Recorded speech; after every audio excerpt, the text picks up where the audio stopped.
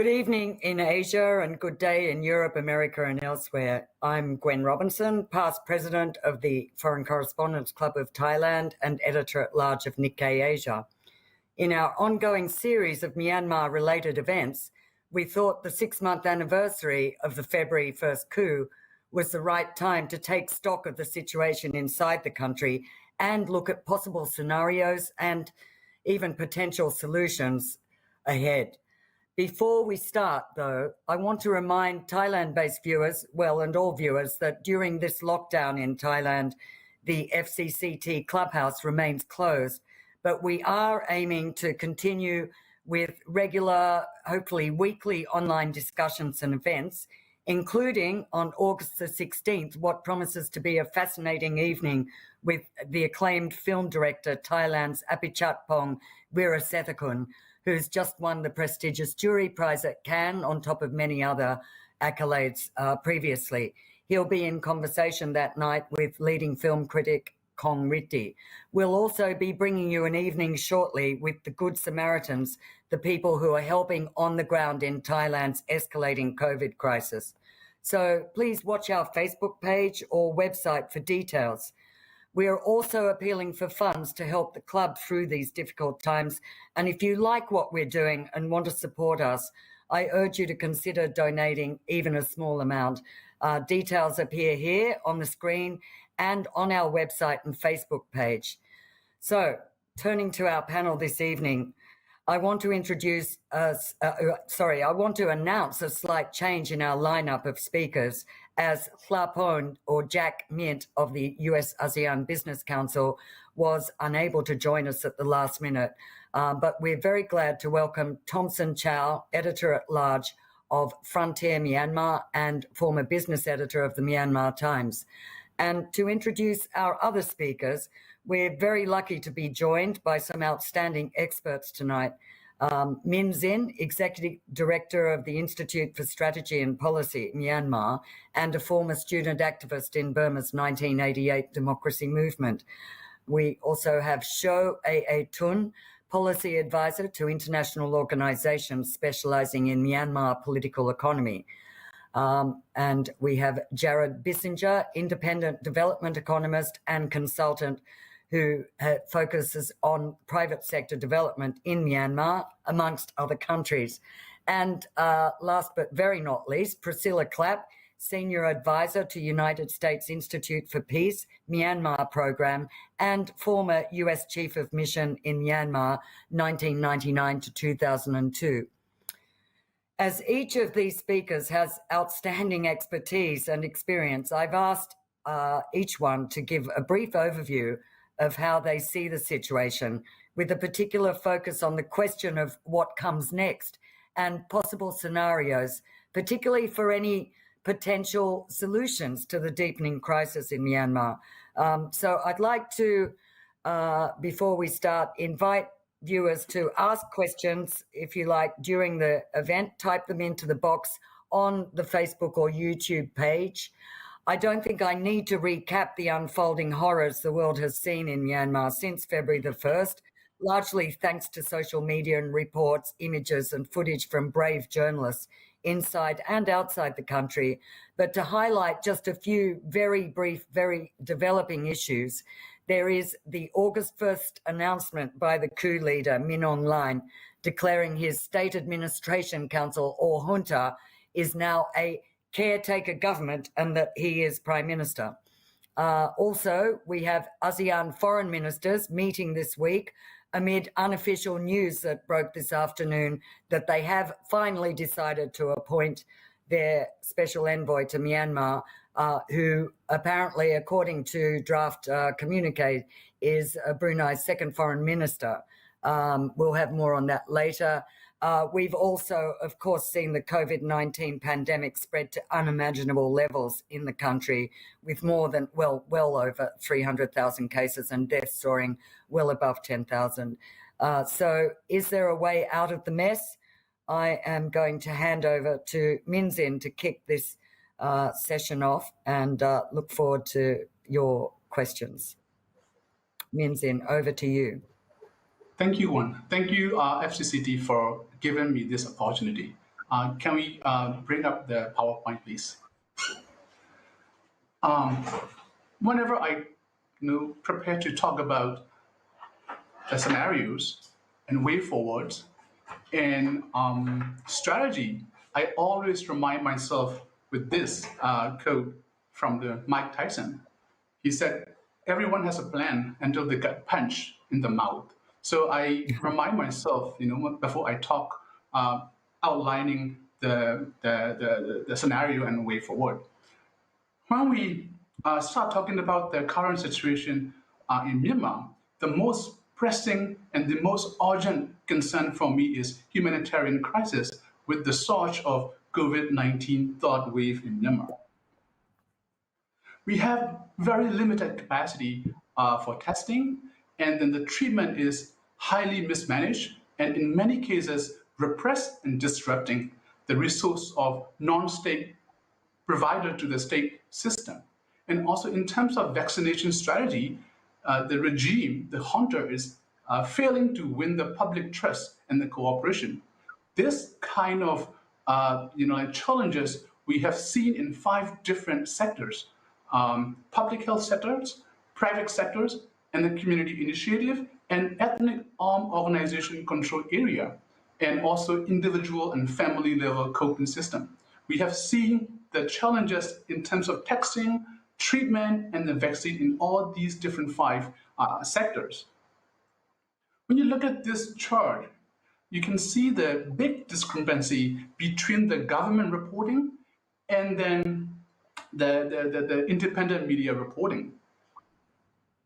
In the past 2 weeks of July, the government reported COVID-related death rates are less than 500 people. But when we got the registration of the cremation from the 4 of 9 different cemeteries, you will see that the numbers of dead bodies cremated in 4 different cemeteries are almost 18,000. So that's a big gap in terms of information, even for this humanitarian crisis, let alone political crisis.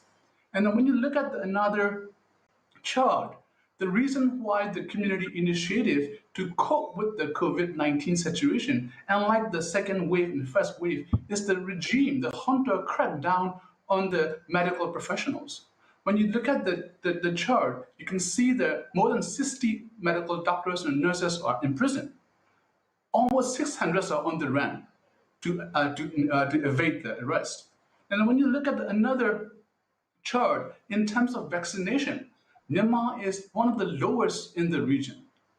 And when you look at this chart, is interesting. Even though the central junta failed to provide the proper vaccination strategy, but in the ethnic control area, especially in the north and the northeast, with the help of Chinese, you can look at especially the ethnic war control area, almost 75 to 80% of population get vaccinated already.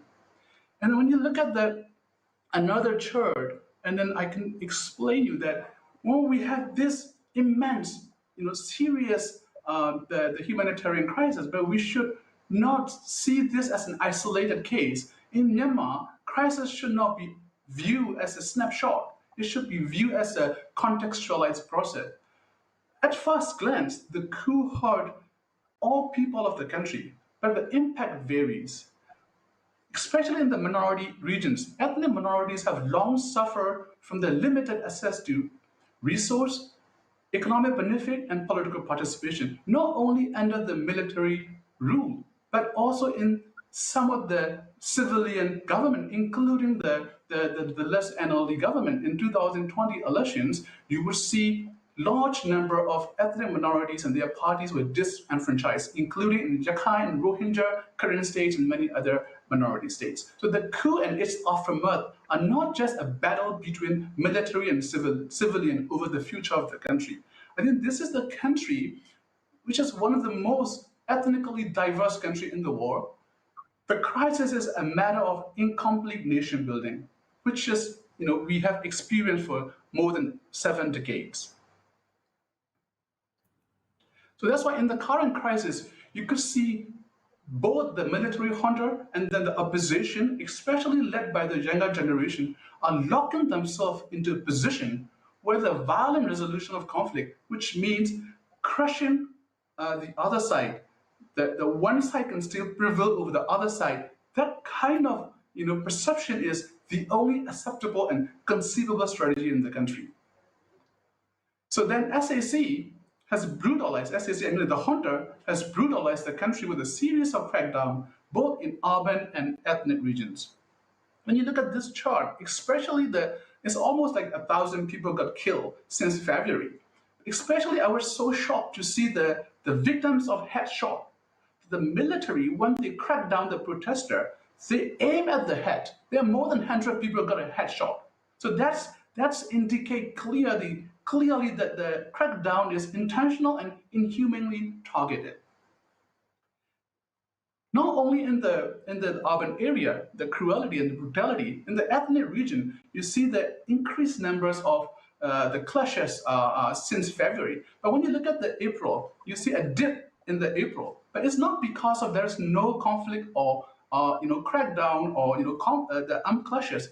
Mainly because the nature of attack from the military changed in the April, especially from the March 27 throughout April. Military, the Myanmar military heavily launched, the airstrikes and drone strikes on the ethnic minority region, especially in the Karen region. That's why you see the lower, like a drop in terms of on-ground clashes, but in terms of drone attacks and then airstrikes are increasing. That's you can see in the next chart, where you see that in April, the clashes are lower, but the civilian death and injuries are one of the highest because of the airstrikes and the drone strikes.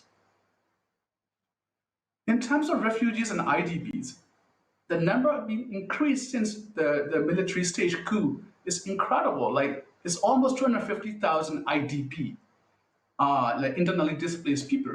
Especially the unprecedented scale is in the hotland, lowland Burma. Look at the Zagain, look at the Magwe. These are the Burman majority area, but where we had unprecedented numbers of IDP, having difficulties these days. So the key strategy of the anti-coup movement is to make the junta ungovernable. So that strategy of ungovernability is so far quite effective. At the same time, this resistance movement has shifted from largely non-violent to violent armed urban insurrection. In some major cities, there are people defense forces are being established. At least in our own data, at least 146 PDF forces have been formed. The National Unity Government also endorses and directs some the armed insurrection, even though, according to our data, only 20 to 25% of PDF are dealing with the NUG change of command. You can see that the PDF locations, we don't want to detail it because it's quite sensitive information, but you can see at least 53 of the PDF out of 151 are quite active and quite engaging in the insurrection. So in the international intervention, I think in this case, is quite discouraging. They are like adopting three approaches. One is let the country, ban itself, get exhausted, wait time and see what's a time, to help Myanmar conflict will be like useful. So it is also quite interesting. The second approach the international community is pursuing is, which is like, if the fire spreads, let's make limited intervention by pushing back and containing conflict within the Myanmar boundary. This is what Chinese has been doing with regard to COVID-19, and then Thai is somehow dealing with the refugees flow from Myanmar after the military coup. And the last approach is leave it to other. In our case, it's very convenient for the Western powers. Instead of like making full commitment, just delegate it to the ASEAN.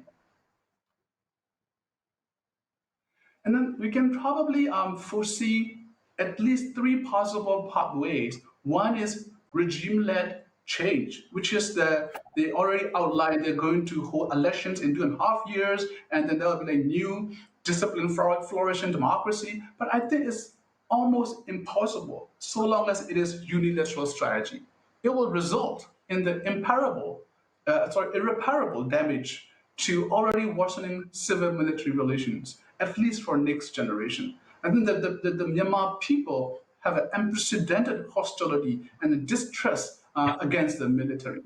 And then again, that will make military to see very disappointing outcome, even though if they hold election in next 2.5 years. So that will lead Myanmar to fall into the frequent coup trap. So that regime-led change solution is not a feasible pathway that we can expect.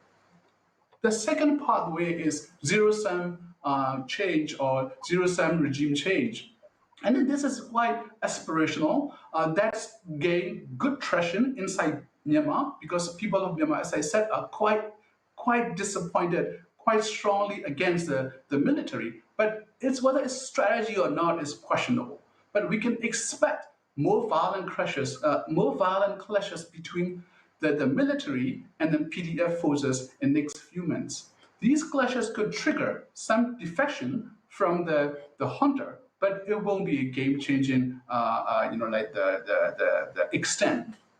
So in the context of COVID-19, especially on the economic crisis, I think the deepening violence and bloodshed will traumatize the society. When you look at this chart, you can see because of COVID situation, the clashes between PDF and the junta forces are declining in July, but we expect it will pick up again in the next 3 to 6 months. The less possible pathway is conflict transformation, but it's only possible after the exhaustion, after the draining, after both sides perceive that they reach the stalemate that wears down the stakeholders and the society at large. Perhaps this could be a natural outcome from the second pathway, zero-sum game. That's why in order to make this transformation happen, it requires leadership and international support to transform the conflict into a negotiated resolution. So before I conclude, I want to make another reminder. In politics, especially in the intractable conflict in Myanmar, we should often guard against the chasing of the closure. It's not like you're reading a novel or a book that how many more chapters and pages we need to finish, and then we close the book and then say, wow, that's it, it's good. No, I don't think that kind of arch or that kind of need for the closure should be lower in Myanmar case. Otherwise, we tend to commit the conclusion bias. But at least even if we cannot find solution or a closure here, but at least we can still get a good explanation to make sense of the crisis in Myanmar. Thank you.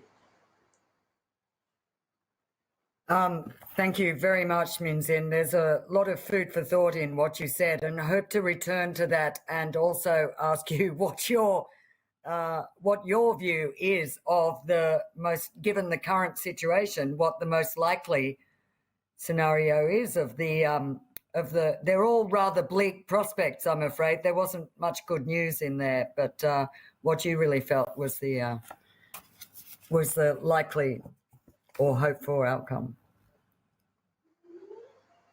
Well, I think, okay, we can come back after other panelists. Yeah. Okay, we'll save that one. Remember it. So we'll turn now to Sho Tun. Sho is a policy advisor to international organizations. You've had a lot of experience, both, dealing with the international view and inside. So over to you. Yes, thank you for having me, and thank you, Gwen and FCCT, for having me. So much has been written and discussed with facts and figures in the last few days, and even now by Go Min Zin, on what has happened in the last 6 months and what is expected to happen next. Today, I would rather like to share some key conclusions that I come up with based on what I have seen in the last 6 months, and some important aspects of the evolving internal dynamics. I think I will be looking at more from the bird eye views rather than going into details with facts and figures. So first of all, it's obvious that the junta has literally destroyed all the progress and reforms made in the last 10 years in just a few months, costing immeasurable human lives, livelihood, repressing its nascent financial sector, turning the economy, health, everything upside down. So hard pressed between the coup and the COVID, the Myanmar people are bracing one of the most difficult time in history under constant fear and intimidation. They are in despair. They are in despair indeed. But nevertheless, as much as the junta has shown no sign of compromise, the people are determined to fight till the end. There's no turning back. In fact, the junta has effectively united the entire population across the country from all generations, religions, social status, political and orientations to turn against them. Most importantly, people from urban and central heartlands such as Magway, Sagaing, Mandalay, who have not experienced conflict, have come to realize that the military's atrocities are real. For the first time in history, we are seeing a very powerful sense of mutual empathy among the diverse population of Myanmar, and it's been outpouring. So, but of course, it has come with a huge cost owing to tens and thousands of fallen heroes, not only in the past 6 months, but also in the last 70 years. And I think such a bottom-up, heartfelt mutual empathy is an essential bedrock for a meaningful reconciliation to take place. And now, by now, everyone now realizes that the Damodars' carefully crafted narrative that they are the sole guardian of the country from falling apart is just a sham. The Damodar has missed all possible window of face-saving opportunities in the recent years, or even immediately after the coup, before they started launching the terror campaign against its own people. The relation between the Damodar and the people has broken beyond repair, and the military cannot be part of the solution with its current shape, form, and spirit. So I guess the atrocities of the Damodar against its own people is the very reason why the people are feeling that there's a need for them to have a new army in the future that will truly defend the people and serve the interests of the people. And what we are seeing now today is, it is important to note that the ultimate goal of the people's movement and the political struggle is no longer to restore the pre-coup status quo. Rather, it has become an all-out revolution by a vast majority of people across the country, not only to fix the wrongdoings in the last 6 months, but to bring the country back from the 70 years of failures in building a cohesive, peaceful nation. And Goh Min Sin used the word incomplete nation building, and I can't agree with him more. And the nation building process has never been completed. In fact, there have always been, to simplify, to generalize the complexity, there have always been two-side Myanmar. The Myanmar that has been under the control of the successive regime, and the Myanmar that has not been any government, under the control of any government. So the fact that the whole country has risen up against the military, despite their political differences, is not only because of the attempted coup,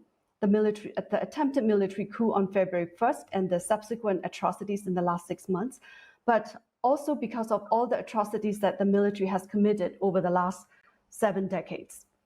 So, and the people are feeling that it is a rare opportunity to turn a new chapter for the country as a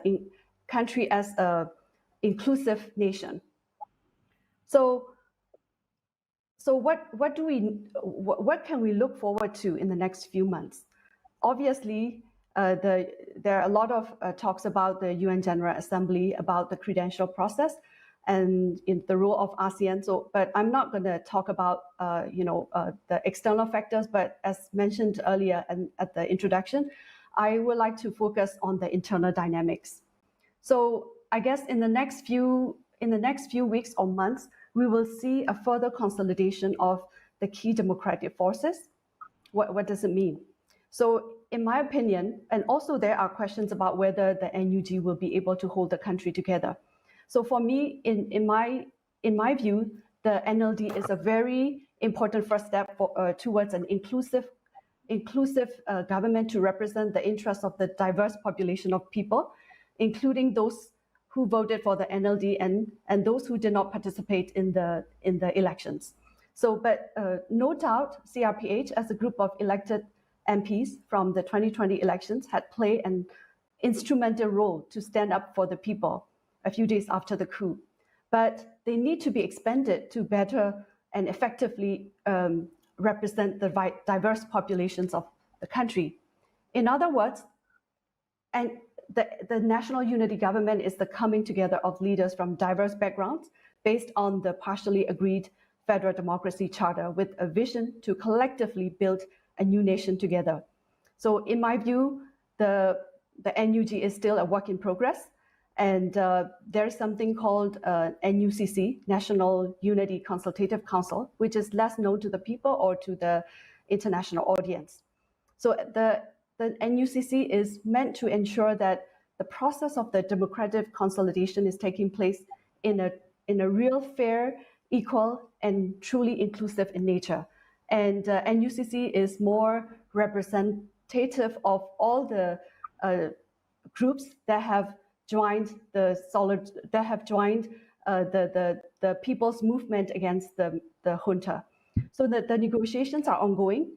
The NUG and the rest of the key political stakeholders, especially ethnic armed organizations that have a de facto power, will try to work out their differences and concerns to further cement a strategic alliance among them. Actually, major EAOs have already been providing much needed political support on the ground and standing in solidarity with the people's movement. So but they just need to get assurance that the FDC, Federal Democracy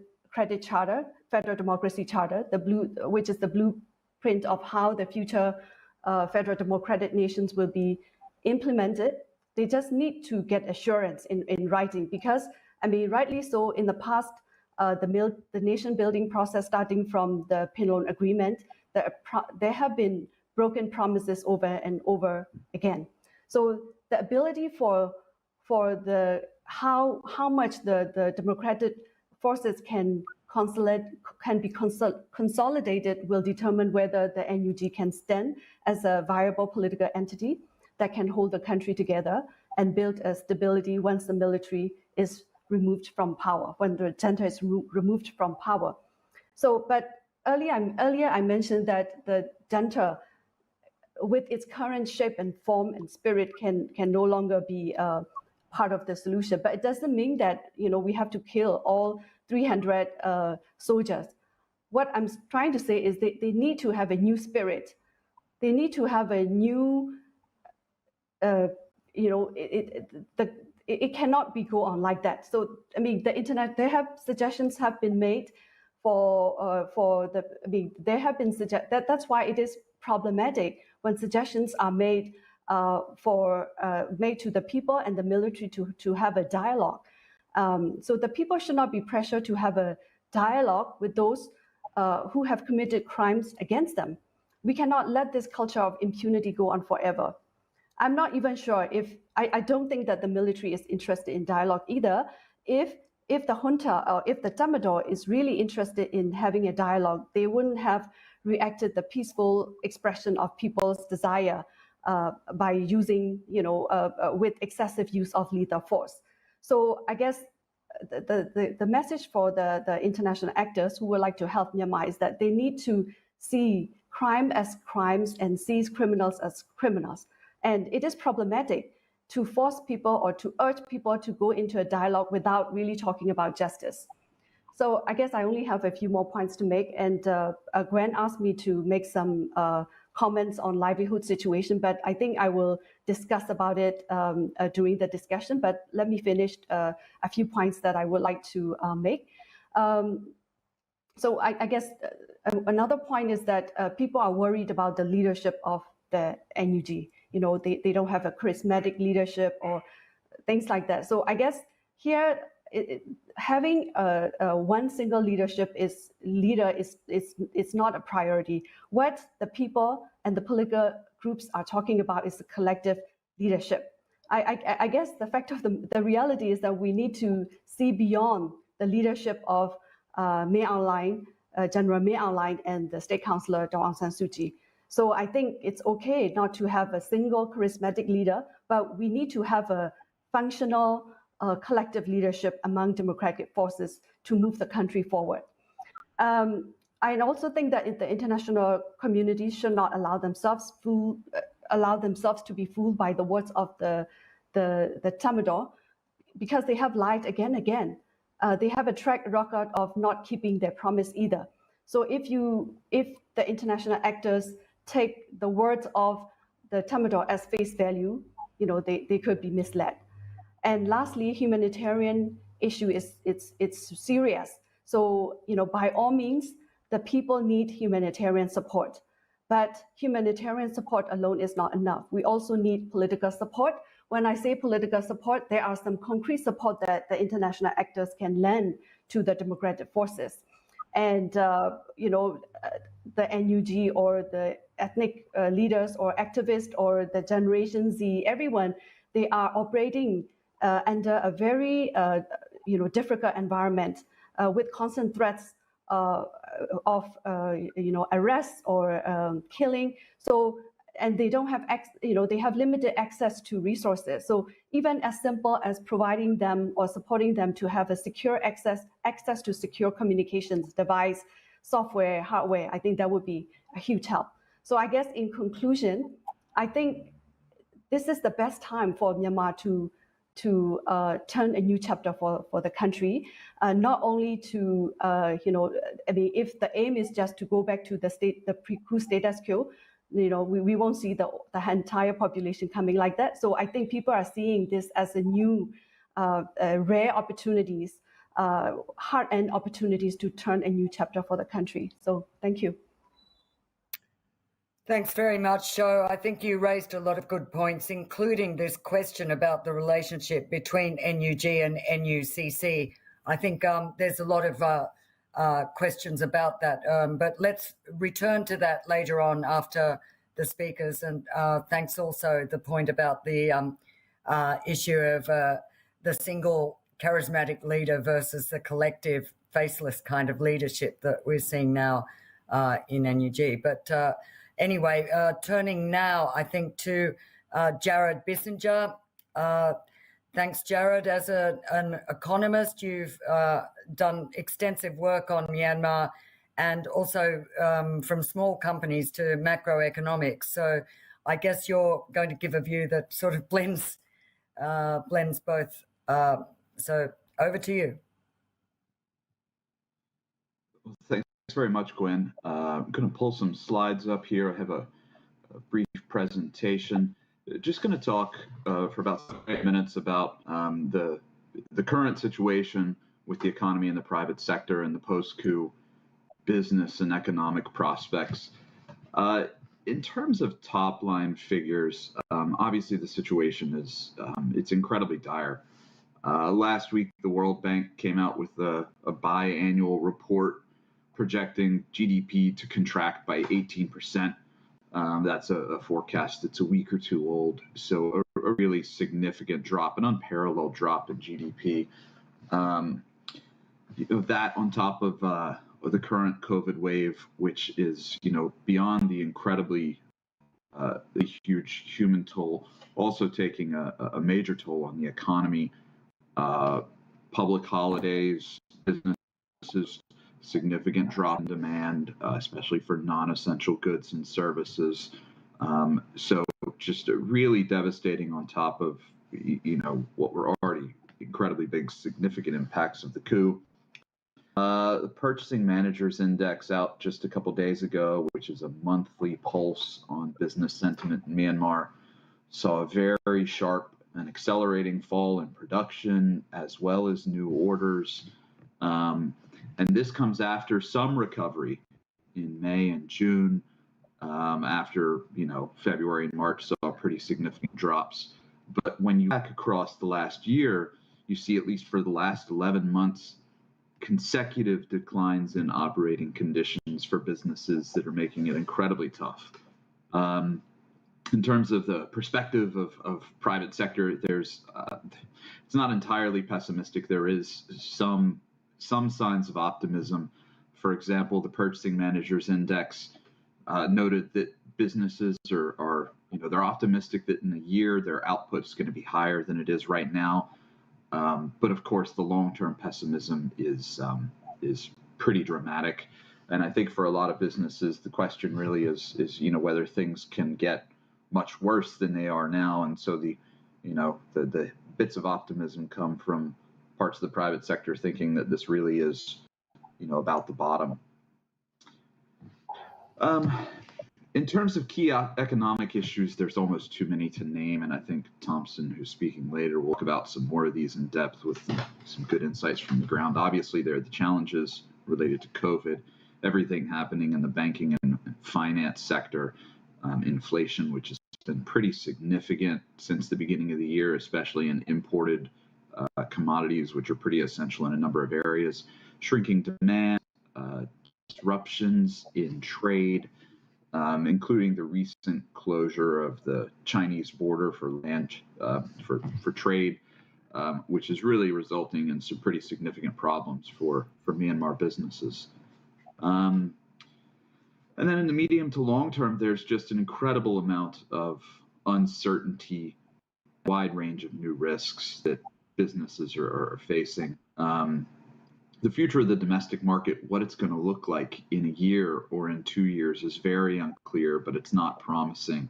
That same World Bank report from last week was projecting that poverty rates more than double, and that would put it at around 50%. And, to give you some perspective, the poverty rates in Myanmar, that's about 2,000 kyat per person per day. So it's a fairly low poverty line, and that's a pretty significant share of the population below that. There's big questions about what the economy is going to look like. Is it going to be driven by productivity? And over the last decade, you saw this increasing move towards businesses being successful because they were efficient, they were productive. Or is it going to go back to the historic military economic model of patronage systems and cronyism? For international businesses especially, lots of new risks, political risks, reputational risks, uncertainty around things such as profit repatriation, and that's even if they do turn profits. And then, all the potential governance-related inefficiencies. There are mitigating factors that I think don't get talked about but are important, and these could help soften the pretty dramatic blow that the economy has experienced over the last 6 months. For example, the depreciating exchange rate, yes, it's making certain commodities more expensive in Myanmar, things like fuel imports, medicines, things like that. But the flip side of it is that remittances coming in from out of the country are now worth more in kyat for people receiving those. People working in export industries are going to be better, could potentially be better off. And it's also going to make Myanmar more competitive in the medium to long run when it comes to export-oriented industries. So there are, some potential, silver linings to the dark clouds right now, but as of yet, and really for the next 6 months, they're not going to have a significant effect. I think the big question, going forward is really how the Tatmadaw is going in the economy. And just as a top-line observation, the military generally has little understanding of or capacity to govern free markets. They approach markets like they approach, their internal operations. They tend to give orders and commands and don't seem to respond or understand why they don't obey. There's a number of, I think, really troubling warning signs. You see references to increased self-sufficiency, especially in the recent speech by Min Aung Hlaing. You see signs of increased xenophobia and fear of having foreigners involved in the economy. you have a continued, what seems to be a continued failure to understand the incentives that economic actors need to operate and to be productive. Like in Min Aung Hlaing's speech, talking about growing more cotton and producing more palm oil, but no reflection on why those industries aren't more successful in Myanmar and all the incentives that would be needed to be in place for that to happen, and the military being a big reason why that doesn't happen.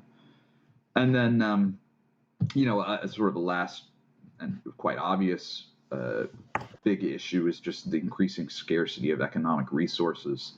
And that's traditionally something the Tatmadaw has used to their advantage. A lack of foreign exchange, for example, has been something the Tatmadaw has, in 2000s used to build their own power and patronage to the devastation of much of the rest of the economy. So, in terms of what are the economic scenarios? Obviously, with all of the turmoil and uncertainty now, it's difficult to say. I'd say there's kind of 4 potential paths this could go down. A couple of these are if the military consolidates control. The best case here would be that in a couple of years, some of these really draconian measures are moderated. You start getting a little bit of foreign investment that's in competitive sectors. You see mitigating factors like that exchange rate helping sectors like the garment sector, and perhaps the military leaving some of the USDP and NLD era reforms in place. A worst case is sort of a return back to the way that the military ran the economy in 90s and 2000s, self-sufficient, run by nationals, a fear of foreigners, cronyism. You see a stop in this structural transformation from agriculture to manufacturing and manufacturing onto services. You see potentially deindustrialization and demechanization of agriculture, as well as poverty and outmigration. But of course, there's also other potential scenarios here where the Tatmadaw does not consolidate control. One of those is the return of non-military governance, either by political or military means. And that's probably going to result in, at least on the economic side, policy approaches that resemble what happened under the NLD and USDP, and a significant restoration of business confidence. And then lastly, another potential scenario is just long-term conflict, especially in major economic centers across not just ethnic minority areas, but the whole country. And that would just present significant challenges for businesses, livelihoods. You'd see little investment, you'd see little accumulation of physical and human capital. So a very challenging situation. In terms of what the next 6 months, are going to hold for the economy, the prospects are they're quite poor. And humanitarian assistance is really a focus. Agricultural production is probably going to be significantly lower this year due to higher input costs, less credit, and just general dysfunction in agricultural markets. COVID is going to continue to affect the economy and disrupt trade. Banking restrictions are going to continue to starve the economy. Though, you may see some rebound after this wave of COVID, similar to what you saw in May and June. In the kind of period after that, 6 months to 2 years, you'll probably see a muted recovery for COVID, but some uncertainty and risks, just that are going to continue as long as the Tatmadaw is involved in politics. I've talked more than the time considerations. I'm going to wrap it up there. And perhaps we can talk about some of these other things in the questions at the end. So thanks very much, and Gwen, back to you. Yeah, thank you, Jared. Just very quickly, we do have a couple of good questions related to the economic issues you raised. I think one immediate one is I read the World Bank report too, and it on top of their minus 18% forecast for this year, it did warn that is heavily weighted to the downside, the risk. So I presume in your rather bleak prognosis, what's your estimate of how low things could go? I mean, how low can it go? Uh, I don't think. I think the important thing really is about the percentage of the population that could fall into poverty and face food insecurity. What happens with the overall GDP number? I mean, yes, that's important, but I think what's more important is how many people are losing jobs, how many people are seeing lower agricultural production, how many people are falling back into poverty, and look, having potentially 50% of the country's population below the poverty line would be that's a pretty dramatic and pretty it's a really kind of unfathomable outcome. So I think that's really where the focus needs to be, as opposed to just on that kind of GDP figure. Right. Yes. And related to that, there is a question I'll ask right away as a follow-up, which is a very good one from Lee Jones, who cited this recent Independent Economist for Myanmar report, which claimed that a shortage of foreign exchange is one of the most serious problems for the junta, and that sanctions that target those sources of foreign exchange could squeeze the regime without hurting ordinary people. For example, I suppose the oil and gas revenues and things. And I guess that report also said that that sort of money is being spent on things like military hardware. What's your sense of that? Look, unfortunately, the military controls, not just the arms of government, but they can interfere in the private sector.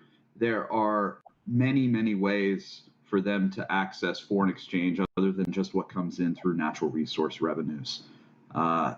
Even if you look at what's being brought in by the private sector, it's significantly different than it was a decade ago.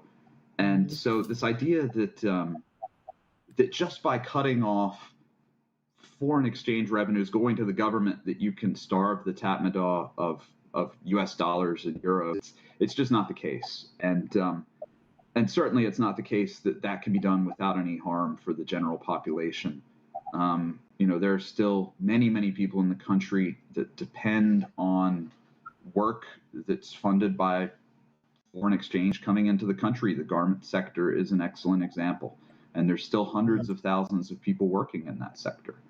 So, you'd have to cut off those funds coming into the country to pay those workers if you really wanted to starve the military of foreign exchange. And that's something that would have huge effects for the general population and certainly harm many people in the general public. Right. Thank you very much. We'll come back to this question of sanctions later on.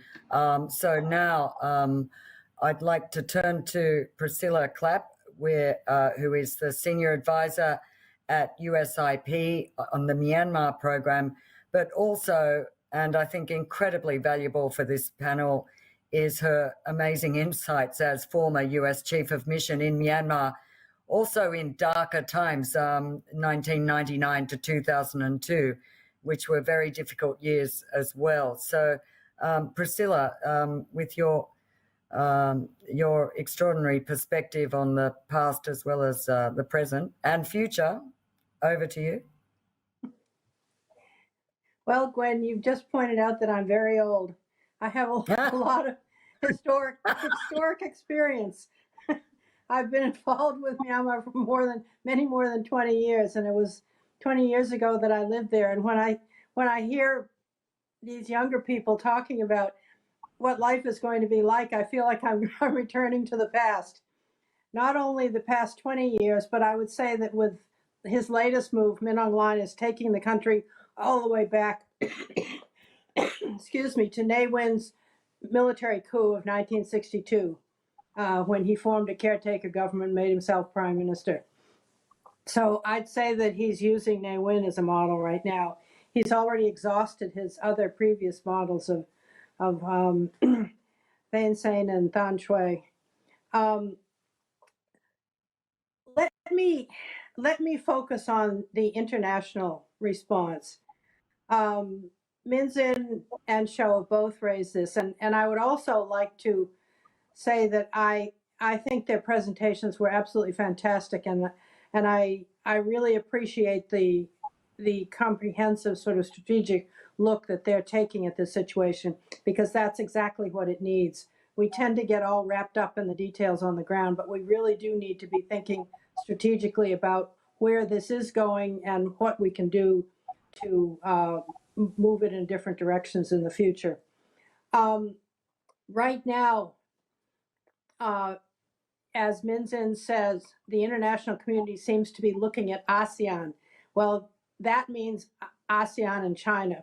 It is a fact of life that the neighborhood is the first line of intervention in the country. There's no way around it. Each one of the countries neighboring on Myanmar has its own vested interest and is going to be involved inevitably in the response.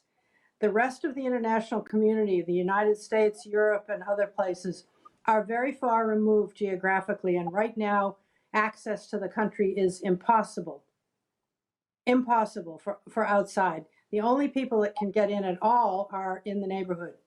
That is just a practical fact, and we have to live with that. The rest of the international community is focused on collective measures. Right now, the collective measure that everybody's concerned about is some kind of a humanitarian intervention to address the COVID emergency. And they're working very, very hard on this in the UN, in capitals, in NGO and civil society organizations. I myself have been working on it for the last 2 weeks. We have to organize some kind of a workable international intervention. The United States is donating 100 million vaccines around the world, and many of them are going in through the UN system, through the Global Fund, and COVAX and so forth, and they will eventually reach into Southeast Asia. They're going to go to Thailand. We will find ways of getting them into Myanmar, but it is extremely difficult because the Tatmadaw obstructs all of this international and regional intervention in the country. And as people are saying, they're extremely xenophobic, and they're now passing regulations to even further restrict foreign access to the country. This is going to be devastating in the future to the Tatmadaw. Could be their downfall. At any rate, you have to understand the practicalities of international intervention. There will not be military intervention. The United States has spent more than 20 years embroiled in military conflict in the Middle East, South Asia, Africa. The public is not going to tolerate more of this because it's taking a huge toll on our country. And the last thing we're going to do is get involved in some kind of a military intervention on the other side of the world. We are there militarily, but only in a strategic sense. China believes that it owns Southeast Asia, and China will go to great lengths to protect its ownership of that region. We, the United States, have to bear that in mind. We do not need to have an open confrontation on that, with China in this area, aside from the things they're doing to obstruct international passage through the South China Sea and so forth. Now, where the international community, the rest of the international community, will come in is in the long-term solutions. And I'd like to propose the kind of process that we have to start thinking about. I think it's very important to think about how we put the country back together again, because the day will come when we have to do that. I have been thinking in my own mind of what a process would look like to bring all of these conflicts under control and bring the country back together again. And I think that the NUG, the NUCC, the CRPH, the ethnic organizations have been doing a great job of outlining the future of the country, of defining a new future, and I think it is becoming a reality. I mean, it is the reality of the future, because the future is going to be owned by the younger generation, not the older generation. I think the future, the solution will start, as Minzin said, with exhaustion. There's going to be exhaustion, erosion. Conflict is going to reign in that country until both sides, but particularly the Tatmadaw, is exhausted. I don't think the Tatmadaw can outlast a hostile population that is armed and increasingly violent against them, and particularly with the ethnic armies taking over increasing territory and creating increasing autonomy in different parts of the country. So the solution starts with a ceasefire on both sides, a ceasefire in which political prisoners are released en masse. They're allowed to go back to their normal lives, whatever normal is at that time. The ceasefire becomes, and it may actually be brokered by the ethnic groups. I have a feeling that the one channel of communication that will not be lost in all of this is with the ethnic groups and the Tatmadaw. And this may be the channel through which an eventual solution and negotiation can be brokered. The ceasefire, if it holds, should lead to a negotiating process. The negotiating process should be massive. It's not just one side against the other. It should be really like a constitutional convention, and will eventually need to focus on a new constitution, a new federal democratic constitution. I can't remember which way it goes, but it will have to be a constitution where all sides get equality, and it will have to be a new constitution. Maybe it's good that Min Aung Hlaing is taking things back to 1962, because it gives you a chance to start all over again with the original constitution and modernize it and build it into whatever you want it to be. But and forget about the intervening military constitutions. At any rate, that has to be the centerpiece of the negotiation, and it's going to take years. It's not going to happen overnight. Eventually, the formation of a constitution will result in elections. Now, in the meantime, the country has to be put back together again, so there has to be a parallel process of restoration, and that should be apolitical, no politics involved. It should involve both government, administration, and economic activity. So this is where the international community comes in. The international community can come in and help to reestablish functioning government ministries and administration, centrally and locally, in concert, in partnership with the local actors. And it not based on elections, but just putting the instruments of governance back, the institutions of governments back in place, so that there are services for the people. And then the economy needs to be rebuilt. And the best way to do that is to bring back the economists who were put in jail, that have been responsible for bringing about the economic reforms, put all of those pieces back in place that Min Aung Hlaing removed, and get the economy moving again, and bringing it so you can bring back foreign investment. That is going to be the best driver of economic development, and that will start the country moving again, and that will then reinforce the negotiating process. Now, this is the ideal way to go, but it doesn't hurt to have an ideal in mind. Things never work out that way, but you need to have an idea of where you want to go, and you need to be able to think about that now. So that, I think, is the most important thing to do, and this is where the international community becomes very, very important, because the chief, what you want is a healthy dose of foreign direct investment in the country.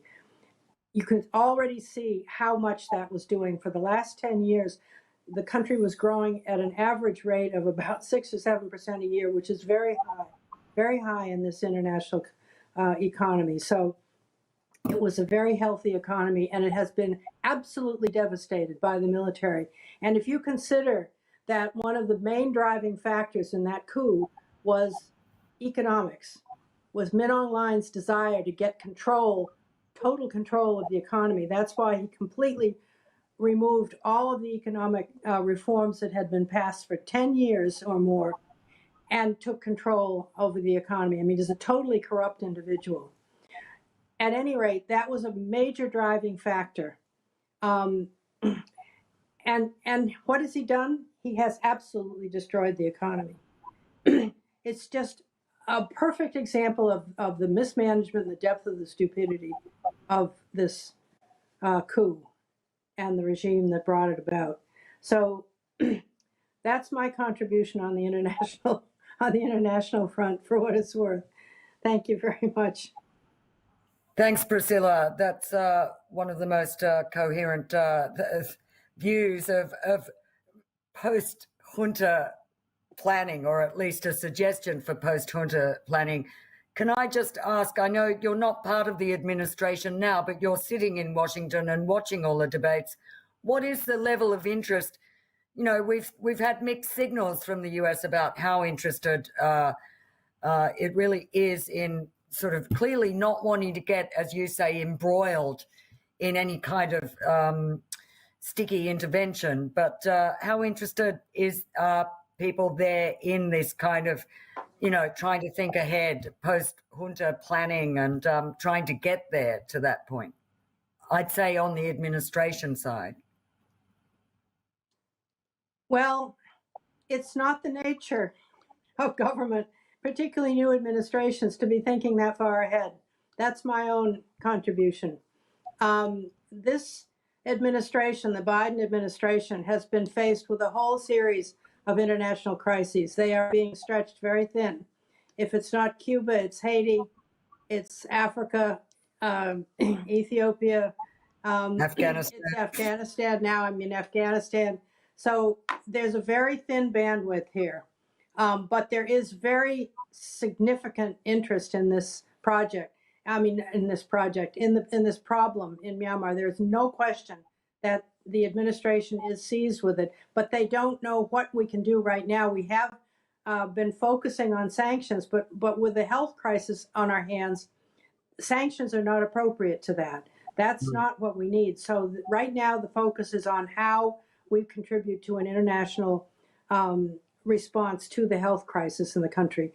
Now, I have to tell you, just for practical reasons, first of all, because of the difficulty of access to the country, and second of all, because of the extreme xenophobia of the coup and the Tatmadaw, I mean the coup makers and the Tatmadaw, the junta.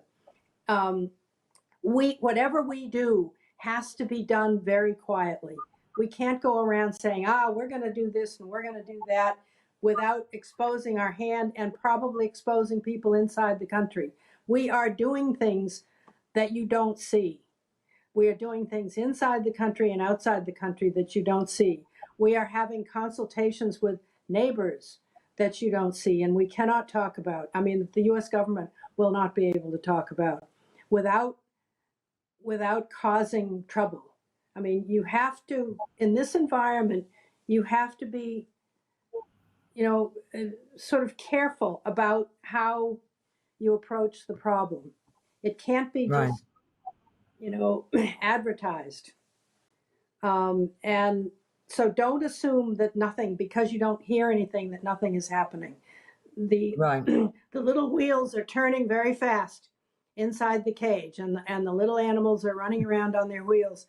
And even though there's a cover over the cage, I promise you, there's still a lot of activity going on inside.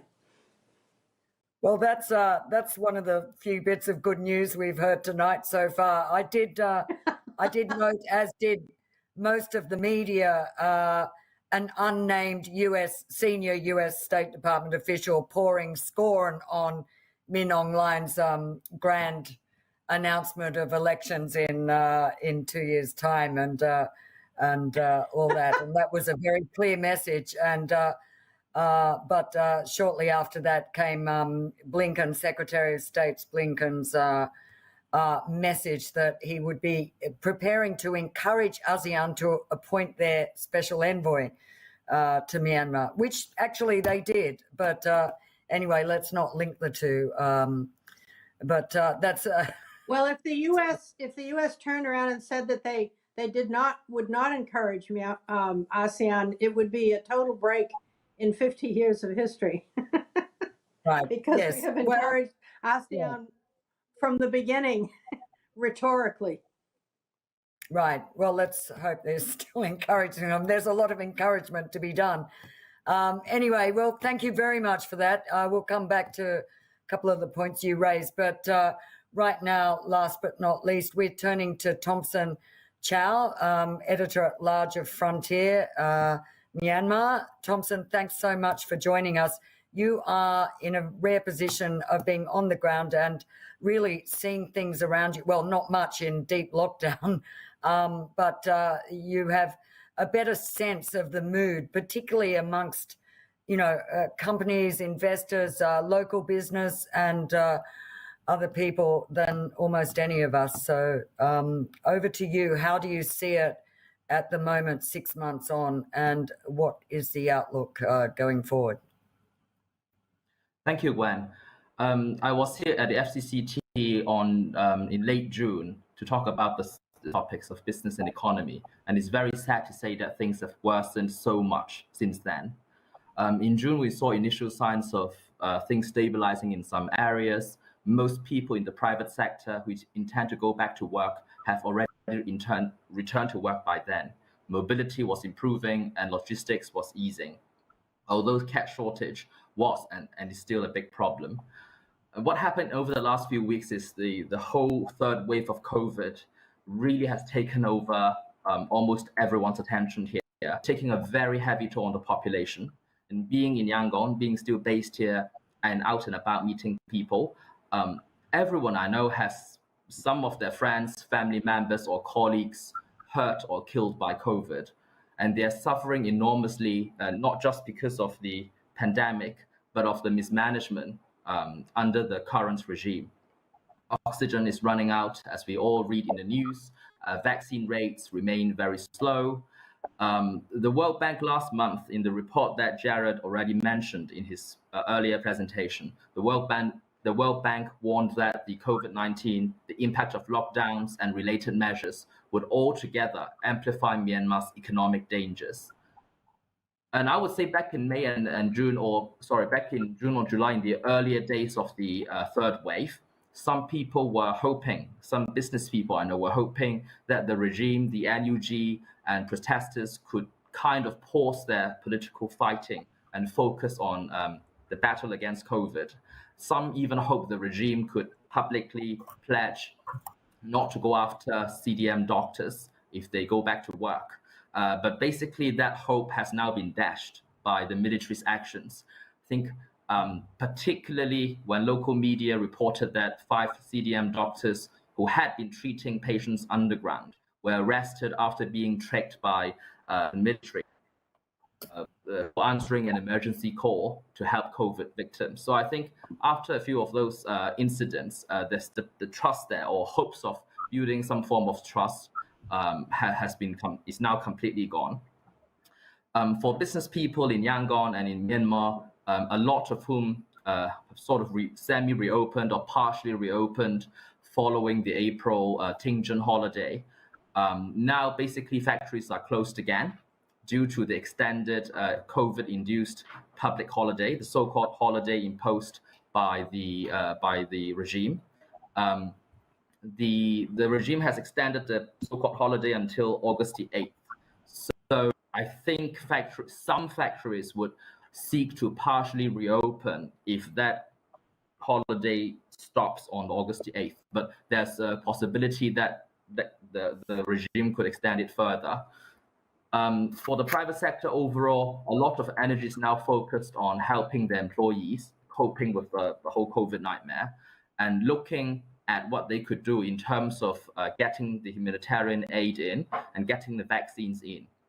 I think one view is with the whole uncertainty about the position and security of NGOs right now, private sector, for example, private hospitals would play a core part in the vaccination drive and in the drive to provide medical support for patients. I mean, one example is just this month, in fact, 2 days ago, the local Burmese Chinese Chamber of Commerce, it's not the Chinese one, it's the Burmese Chinese one, the ethnic Chinese in Myanmar. They announced they have bought batches of Sinopharm vaccines, basically to commercially distribute it in the business community. So hopefully companies and their employees can get vaccinated soon. A number of Chamber of Commerce, foreign chambers of commerce, including the Americans and led by the Europeans, have also launched a joint campaign to raise business donations abroad and here to bring in essential supplies and relief for the humanitarian disaster. I mean, some speakers already touched upon the role of both the military authorities and the NUG. I think particularly for the NUG, I think there's more pressure now for them to come up with a position on what form of aid they would support. In a four-frontier discussion held yesterday, also to mark the 6-month coup period, one of the guest speakers with access to the NUG said that the whole NUG cabinet remains deeply divided on many key issues.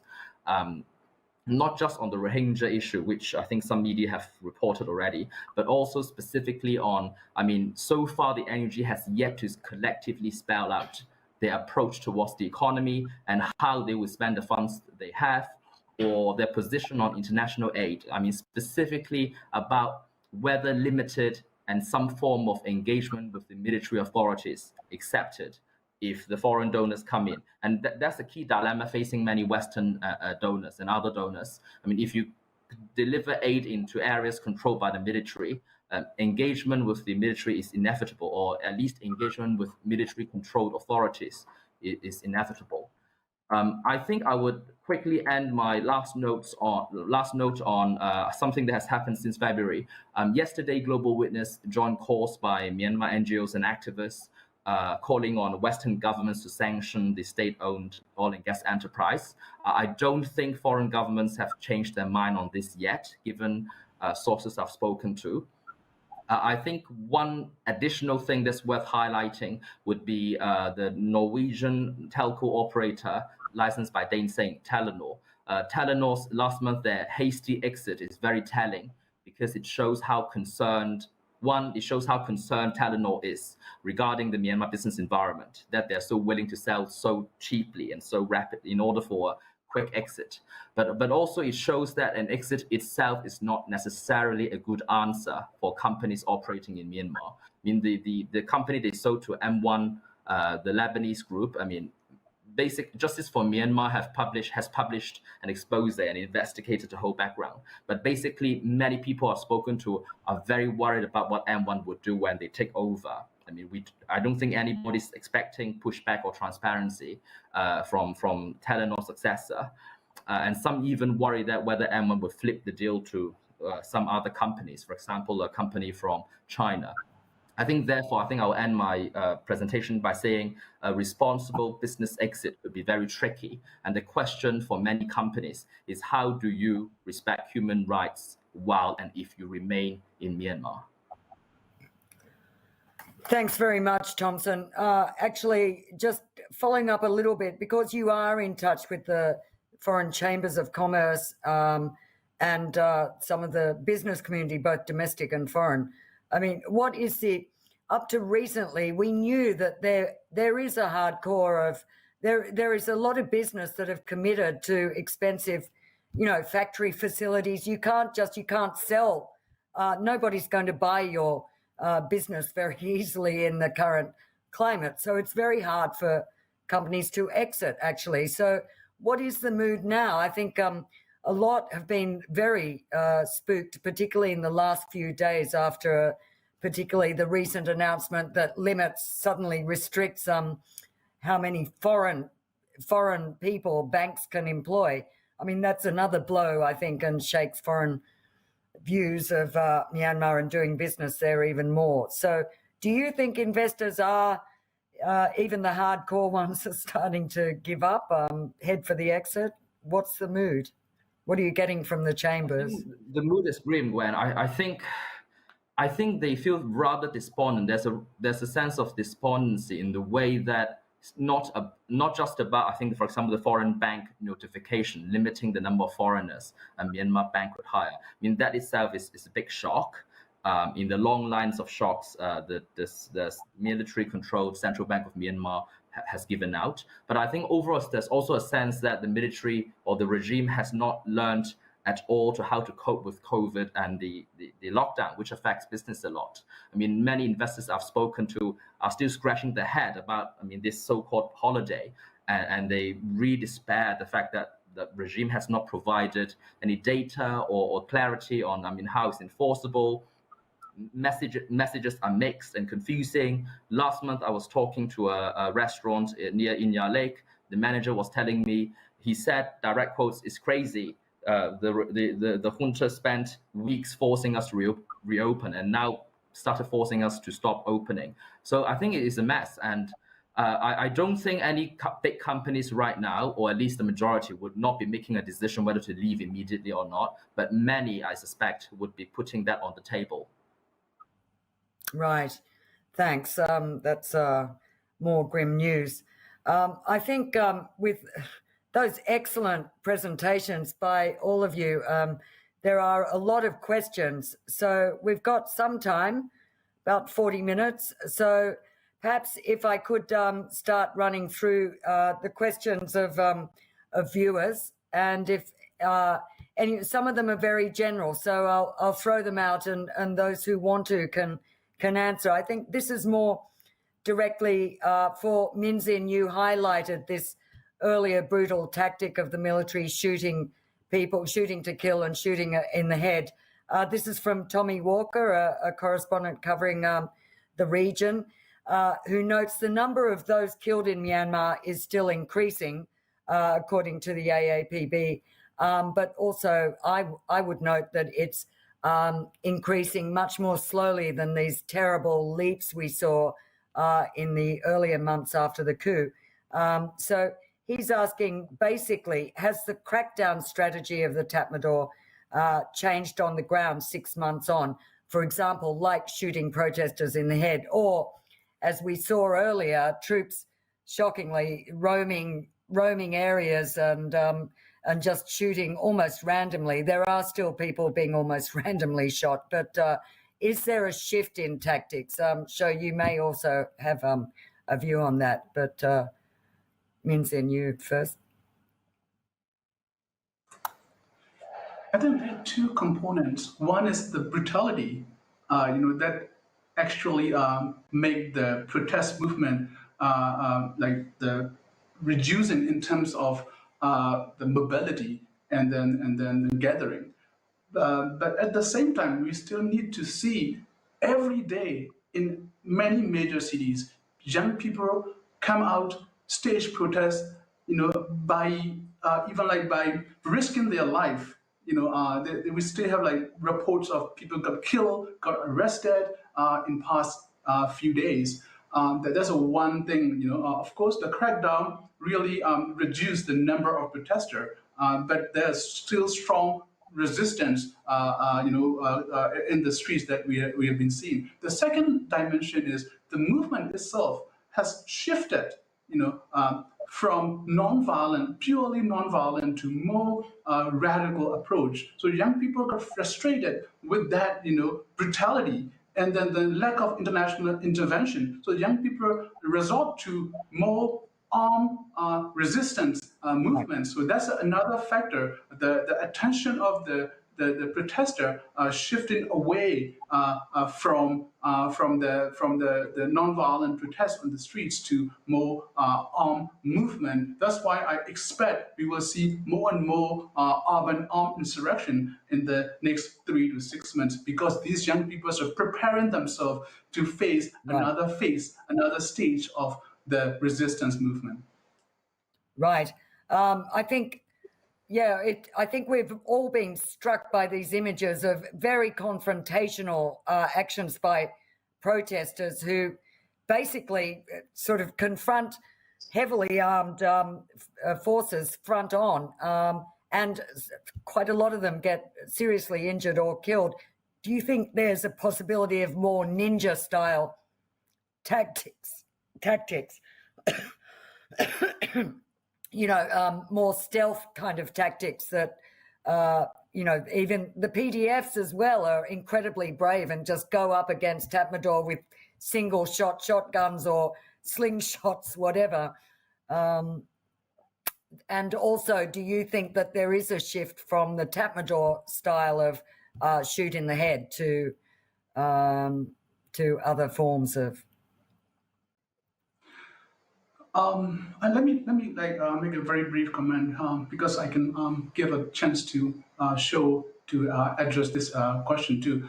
I think that the Tatmadaw use all means they can to crack down. Even recently, they use the civilian clothes with the security forces wearing this civilian outfit to crack down the protesters. So I think in terms of hitting the head, because the nature of protests are now very much hit and run and very creative, so it's hard for the military to station at one place and to wait and hit the head. So that's why we see the reduction in terms of the headshot cases, but this is because of the changing nature of protest. I would say that younger generation are quite creative. They are quite innovative in terms of demonstrating their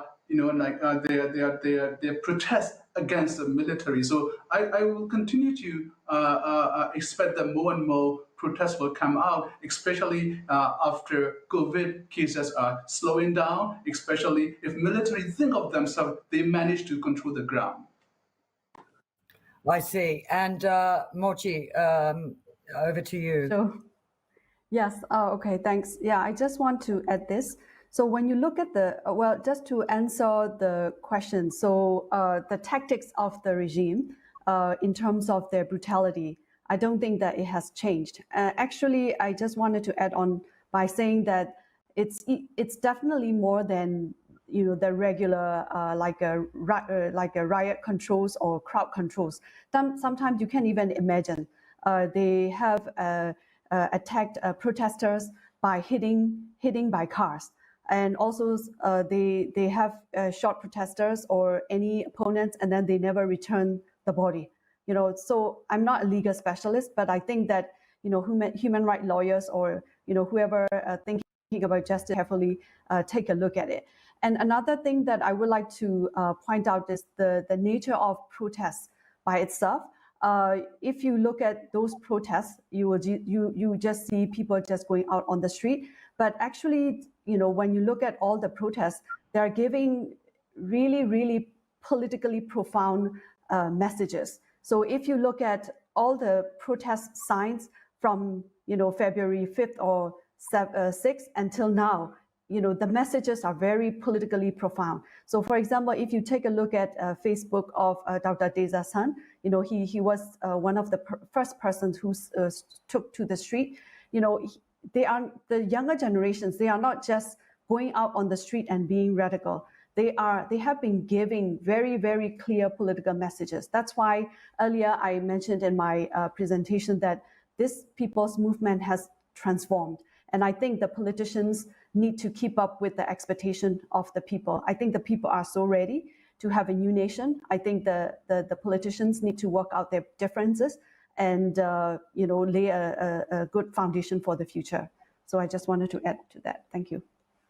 Thank you very much. And this is from Gabrielle Curler, who says she's asking about the NLD and its relationship with the NUG. But I also, your comment earlier, show about the NUCC, without getting too bogged down in acronyms, do we know whether the NLD, most of whom are not able to communicate because most of them are in prison or in hiding, is in agreement with the NUG, but also, as you pointed out, the much lower profile of the NUCC, the National Unity Council, Consultative Council. Consultative Council. Yeah, so I guess it's really about the dynamic. I think a lot of people are still trying to work out how solid the whole thing is. And signs of disunity possibly deter some people. So how is it all working? Are they in concert with each other? If anybody else has some observation about that, but show. Okay. On the question of NLD, obviously, I cannot speak on behalf of all the NLD members. Hello, can you hear me? Yes. Yeah. Yes. Yeah, I cannot speak on behalf of the NLD members or, NLD supporters, but CRPH, Committee Representing Pidangzu Hluto, it's a committee composed of MP-elect. Most of them are NLD. They also have MP-elect from other parties. They do claim that they do represent, most of the MPs. So whether it is true or not, of course, I have no way to say. But another thing that I have to point it out is that, CRPH or NUG is declared by the regime as an outlawed organization. So that means that anyone associated with or anyone who is a member of that party committee, can be arrested or can be killed anytime. So because of the security, extremely precarious security concern, maybe even if you are in support of or you are a member of, or whether even discreetly a member of CRPH, you have no way to say. So yeah, I guess I have to answer this way. But what is the other question about NUCC? Sorry. Well, really about whether NLD is in concert with, is in agreement with NUG. I also added the Consultative Council to that too, and there is an added question on that. So it's really about how closely these groups are working, and also look, I will add this other question, and maybe Minzin and some of the others might have a view on this from Cho Cho U. Who also notes that I don't think CRPH is following on what they announced in the charter, as well as also NUCC, because there's no representatives from the ethnic armed organizations and other influences. So he's mentioning SNLD, the Shan and other groups. So what is your view on that? Well, it is a very complicated one, and I think the questions are very valid. So I think one way that I would like to answer is that if you take a look at, or if you examine the pre-coup status, despite the fact that the NLD has won a landslide victory, which is remarkable, but the political groups, even among the pro-federal democracy or anti-military groups, it's quite scattered. And as Go Minzin mentioned earlier, the coalition-making process was not made effectively, and the relation between the NLD and the Tamador apparently got really sour towards the end of January. So after the attempted coup took place, people have come together to go against the military regime, but they are united in terms of what they don't like, but it doesn't automatically translate into a common political goals or a common political vision. If you recall, even during February, whether to abolish the 2008 constitution or not was even heatedly debated. So I think that there is, you can expect all the political groups to come together overnight. I think they are trying their best, and I think there are a lot of challenges. And I'm not saying that there's no challenges, but I think they do need a time to work out the differences. So I guess I'm not going to go into too details, so I'm going to let other people answer this. Okay.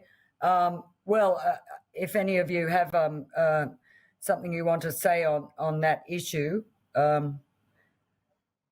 otherwise I'd like to move on to another question here from Zunetta Herbert. Essentially,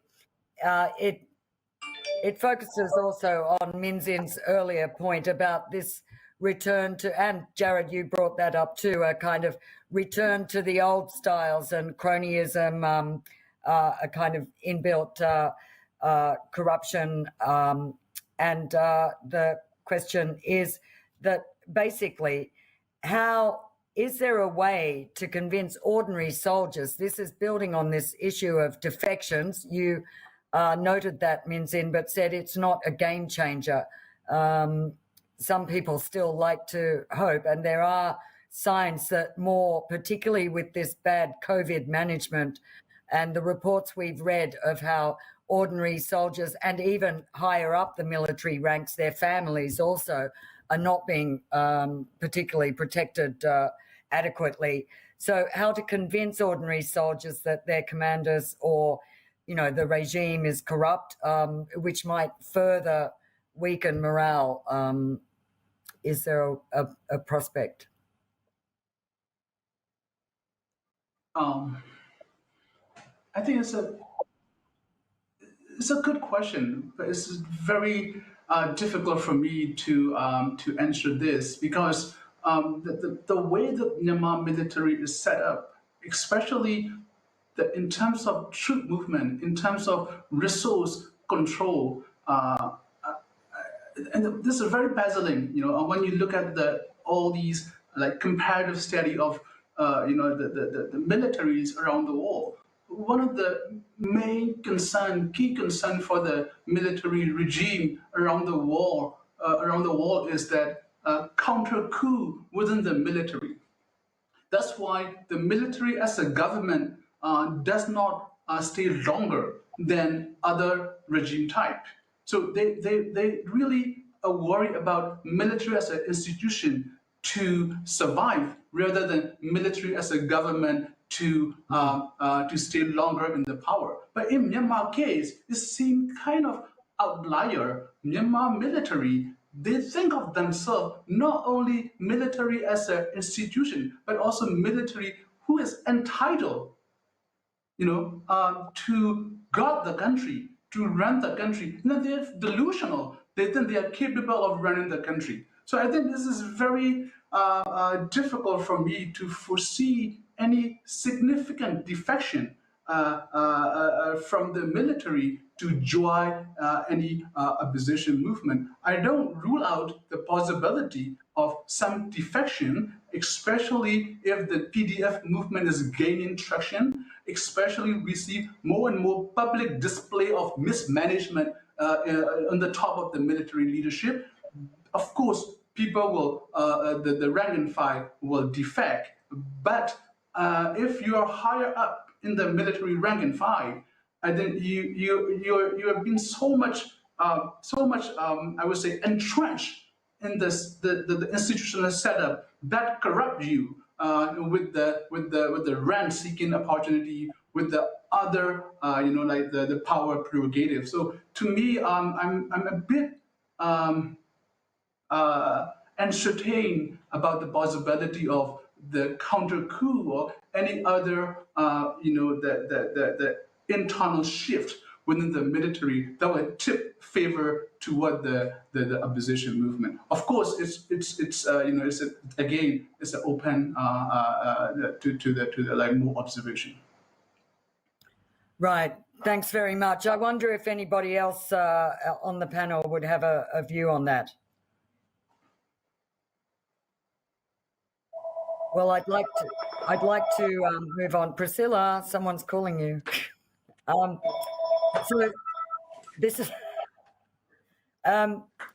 is a question from Roman Kayo in Tokyo. Are there lessons from the post-Nagas Cyclone Nagas humanitarian response by ASEAN and the UN from 2008 onwards? This has obviously been raised many times. I was going to ask actually whether the what looks to be this gathering international response on COVID in Myanmar and clearly the junta's desperate need, actually, even though they're only just beginning to acknowledge that, the desperate need for help. So are there lessons to be learnt from the way that was done, ASEAN and the UN, that would be useful as the international community seeks to intervene to address the COVID crisis? And indeed, could it be the thin end of the wedge, which is exactly what I suppose Min Aung Hlaing and the junta would be worried about, that letting in international help. And of course, one would expect international help, like vaccination centres, to insist that everybody is entitled to a vaccine, whether they are CDM or not, which could present quite a predicament. Who has, Priscilla, you, with your diplomatic experience, and I'm sure you were quite involved in responses or talking about it back in the Nagas days. Do you have a thought on that question? Well, in the Nargis days, we had some strong leadership in ASEAN, and the international community was actually organized by Surin and ASEAN, working with the UN. The former Secretary General, Surin Pitsuwan. Yeah, Secretary General and former Foreign Minister of Thailand, right. Anyway, he worked very successfully with the UN, and they gradually convinced the military regime at that time that they really wanted to help, that the neighborhood would come in and help. ASEAN was going to bring them this help. And they set up a trilateral management group for the incoming international aid. And that opened the door for the entire international community to just come in and flood the place with aid. It also was the beginning of a very, very significant civil society development in Myanmar that has become an increasingly, well, I would say a central political feature of the country. Mm. Anyone else have in other words, it's just the difference between then and now is the strength of ASEAN leadership. Right. Well, if we're talking about strength of ASEAN leadership, there isn't much on that that we've seen. I mean, we can address this ASEAN issue, and I would be interested if any of you think that the appointment of an ASEAN envoy would actually help matters. It's difficult to say at this point because really these things are all unpredictable. You don't know where we're going to be tomorrow. There are strong voices within ASEAN. I don't mean to say that there's no leadership at all in ASEAN. It's right now the problem is the structure of the organization, such as it is, and the rotating presidency and all of the responsibilities that are invested in the presidency. If Brunei were not president right now, and let's say Indonesia were, I think we'd see a very different ASEAN. Right. Thank you. Does anyone else have thoughts on ASEAN? I think there's deep disillusionment within Myanmar on ASEAN. I don't know, Thompson, if you think the business community would feel encouraged that ASEAN would finally get their act together on an envoy.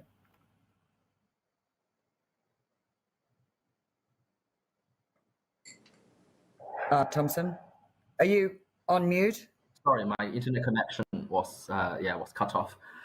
No, I think businesses are now coping with all the employees having COVID and coping with their own survival. I haven't heard one single business person in town talking about the ASEAN Special Envoy. I think one particular thing they have noted, though, is whether ASEAN will be able to reach the emergency humanitarian aid. I think that's something that everyone in town is looking at. Right. I think you cut out there. You mean whether ASEAN would be able to do something on aid? Bring in humanitarian aid. But also, I think there is a concern, perhaps less for business people, but more for protesters and activists. There's a concern whether the military, the regime, would use all these COVID response as a way to demonstrate their legitimacy. And I think that that's a very real concern. Right. Okay, thank you. We have about 20 minutes left, and I'd like to, there's enough questions to take us up to that time, but I'd really like to return briefly to the three scenarios, Min Zin, you raised in your opening talk, and the question of what you really think about those, the most likely As I said, it's hard to predict, but I would say more indicative approach when we talk about scenario.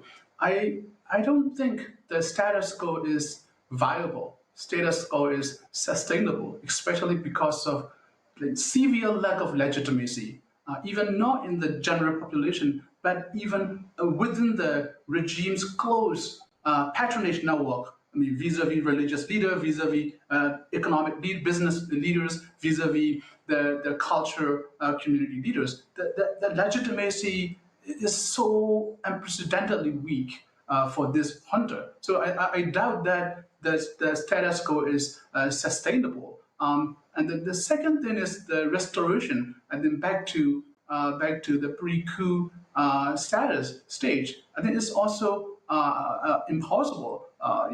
Some of the ASEAN country, like imagine that probably go back to the pre-coup situation by releasing Daw Aung San Suu Kyi and by having negotiation with her. I doubted that the new generation of protester, revolutionary activists will embrace this kind of pre-coup situation. So to me, Right. I just want to believe in that transformative scenario. It's more like transformation. When we talk about transformation, I would say like the three different like dimension. One is political landscape. That's what we focus a lot on. If there is any changes, any transformation in the political landscape, for that I'm a bit cynical. I think we will have to wait for a long, exhaustion and draining conflict of attrition to reach a point that all sides will come together and then seek their way out of this crisis. So I mean, especially given the unique intransigency and brutality of the junta, and also the geopolitical reality. So I doubted that will come quick, that transformation Right. in political landscape. But the second dimension that I'm quite hopeful is in every social movement, you see a new player, a new political actors. I think in Myanmar case, we have seen very, very important. When you look at the even NLD government, the average age are like 69 or like 70 in the cabinet, right? Right. Now you have the social movement. You see Generation Z. I mean, new faces and the new Right. creativity. In terms of Right. that political actors, I'm quite hopeful. And the third element is more important. I mean, sure, it's already mentioned again and again. I think vision. I think is also important. I think that this new generation, they cross ethnic line, they cross regional boundary, they cross even ages. So I think they have the new inclusive identity that embrace minority rights. I mean, they apologize Rohingya. They apologize ethnic minority for their oblivious attitude toward the minority rights are being violated, in the previous successive regime. So I think they are quite ready to embrace new inclusive identity. I think this identity transformation could lead to what political scientists always expect, like civic identity. That would Right. be the best. If we have the civic identity, that will, I think, outweigh, that will probably overcome very divisive ethnic, religious, regional, like the polarization that the country has sustained for past 7 decades. And I think, to me, when we look at the success, when we look at the scenario, don't step too much in the political change.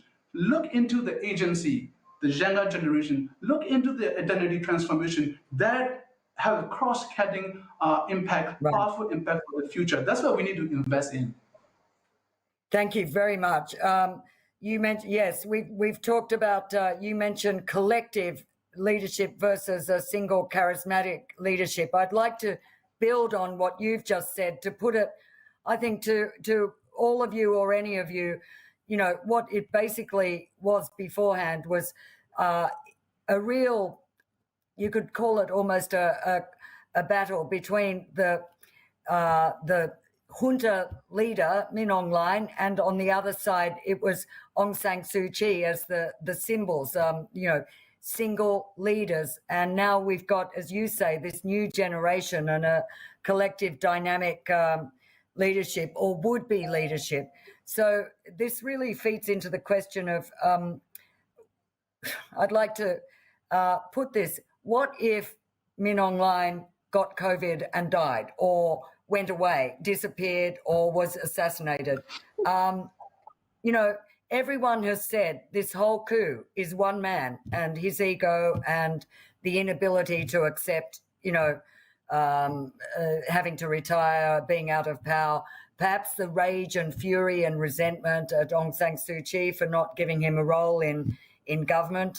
It's clear from a lot of good reporting that in the months leading up to the coup, this was clearly a factor. So if we're saying that one man kind of initiated this whole thing and one man holds the reins of the Tatmadaw, and we don't know much about how influential the number 2, the number 3 are, and the workings of the junta as it is working right now, but it does look very much like this is almost a one-man dictatorship. So what if he disappeared? Do any of you have thoughts? Show you're smiling. Well, I don't have the answer, but yes, he's one man, but he's still capable of launching terror campaign. Obviously, he's No, not. what if he disappeared? I'm saying, what if he disappeared tonight? I think that the military, the institutions that he has set up is still quite strong. So it depends on the alternative. If the international, that's why earlier I raised about justice, or I raised about the ability for democratic forces to come together. I think when I say come together, that also means that what options they have for people who have soldiers or generals who have defected from the strong institutions. So I think there are a lot of variables. So it really depends on if the international community is not going to punish or anything. I think they probably it's better off following their master. If there is a pressure that there will be implications that if they continue to do the way their master did, then they will change. So I think that's why I think we need to talk about justice. If there is no justice, if justice is not being sought, I think the younger generations, they have no incentive, and also from the opposition side as well. And one thing that I would like to discuss back to the earlier discussion, I think in terms of the scenario, this scenario is not the first time that I'm saying. I have heard other people talking about it too. So this is about, this struggle is not only about going back to the pre-coup status quo. It's about, building a new nation. And a lot of discussions are taking place, hours and hours of online meetings are taking place among all the key political stakeholders. But and they also feel that this is the last chance for them to see whether they can build a nation together. If they can't, I think, it's like a marriage. If you cannot work out the differences, you might as well get divorced. So I think there are some groups that might possibly be thinking about it. So even there are some talks about, after from this whole quagmire, a new nation or more than one nation could be born. So that's one scenario that I would like to put it out on the table. And also, speaking of younger generation, the ability to embrace the inclusive identity.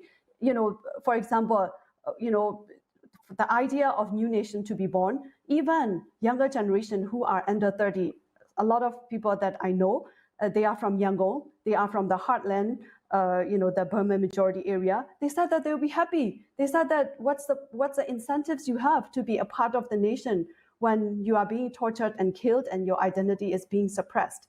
So yeah, that's one additional discussion that I would like to put on the table. Thank you. Well, we'll have to have another whole session for that one because we don't have much time. Do any of you have Priscilla on this issue of Min Aung Hlaing and how much depends on him or if he disappeared?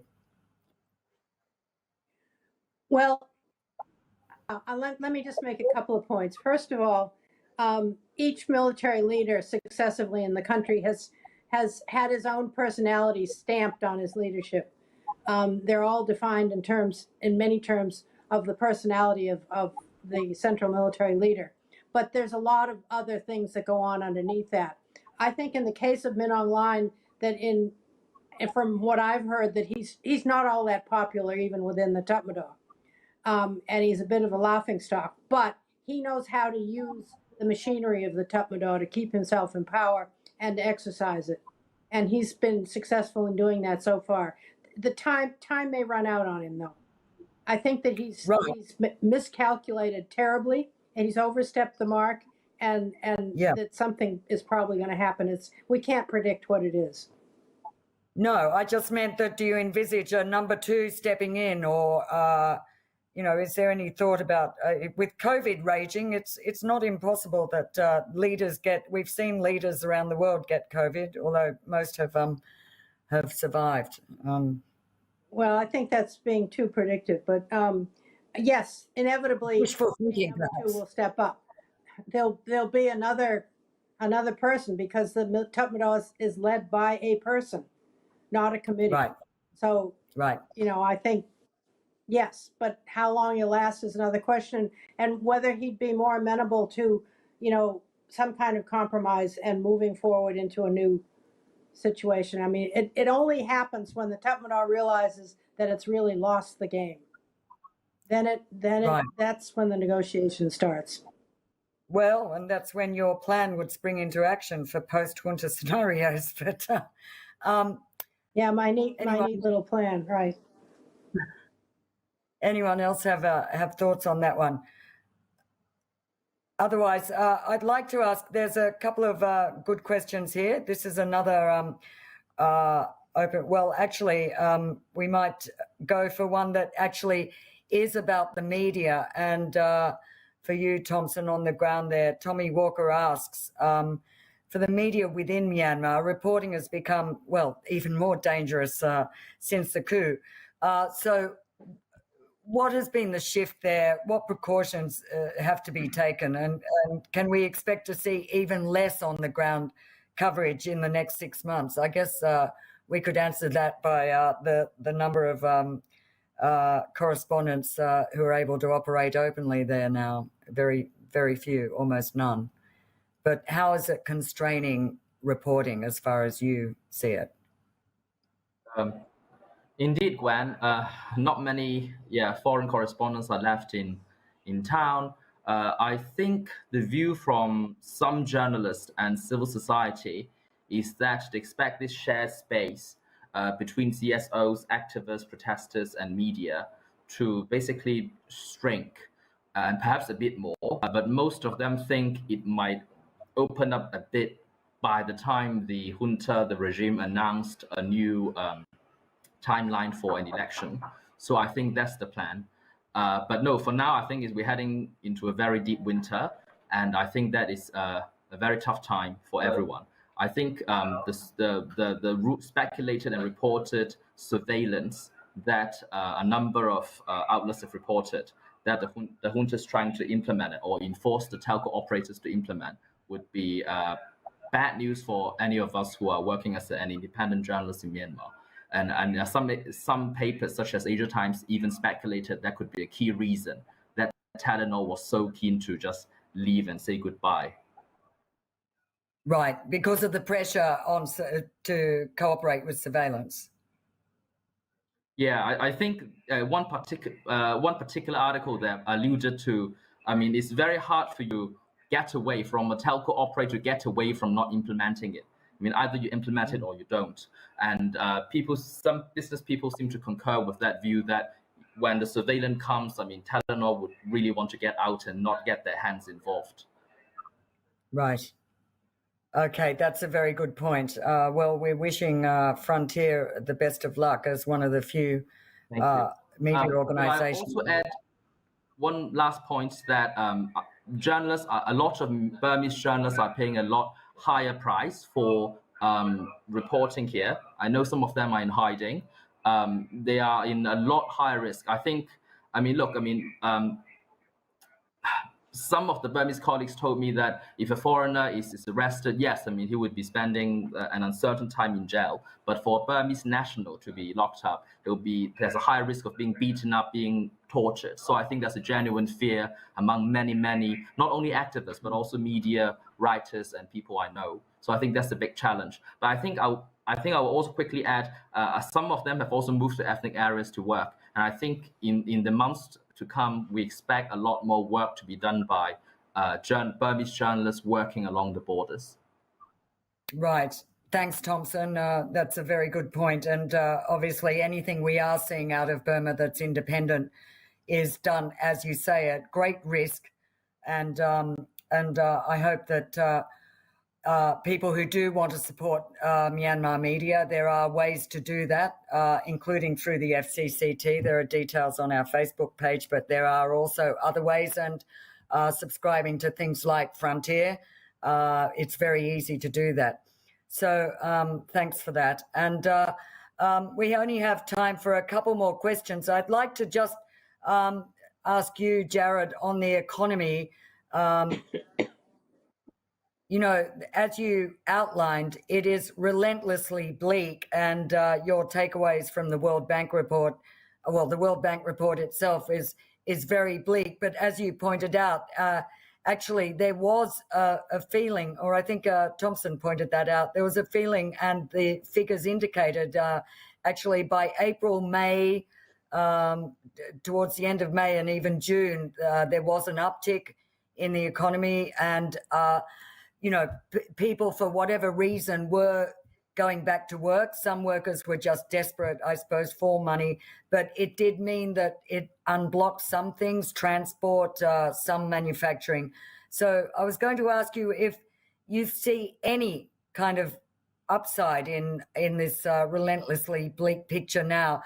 I mean, given the COVID situation, it's hard to tell. But let's say moving beyond once vaccines get out there, COVID comes under control. Are there any possibilities for the economy to improve, or do you think it's on a relentless downward spiral?